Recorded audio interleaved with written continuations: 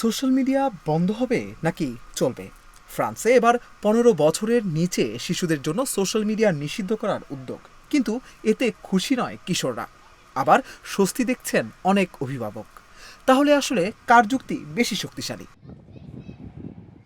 ফ্রান্সে কিশোরদের মধ্যে সোশ্যাল মিডিয়া ব্যবহার নিয়ে শুরু হয়েছে বড় বিতর্ক। নতুন এক প্রস্তাবিত আইনে ১৫ বছরের নিচে শিশুদের জন্য সোশ্যাল মিডিয়া ব্যবহারে নিষেধাজ্ঞা আনার কথা বলা হয়েছে।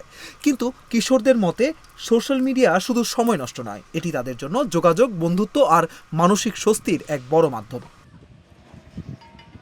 ১৪ বছর বয়সী এক শিক্ষার্থী বলেন, সোশ্যাল মিডিয়া আমাদের মনকে কিছুটা হালকা করে, আবার নতুন কিছু দেখার সুযোগও দেয়। আরেকজনের ভাষায়, বন্ধুদের সাথে যোগাযোগ রাখা, একাকিত্ব দূর করা, এসব ক্ষেত্রেও সোশ্যাল মিডিয়া ইতিবাচক ভূমিকা রাখে।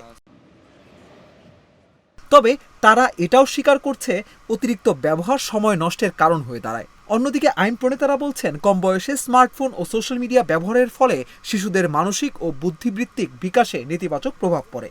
এই আইনের অন্যতম প্রণেতা মিলার বলেন, প্রতিদিন ঘন্টার পর ঘন্টা সোশ্যাল মিডিয়ায় সময় কাটানো তাদের চিন্তাভাবনা ও দৃষ্টিভঙ্গিতে প্রভাব ফেলছে।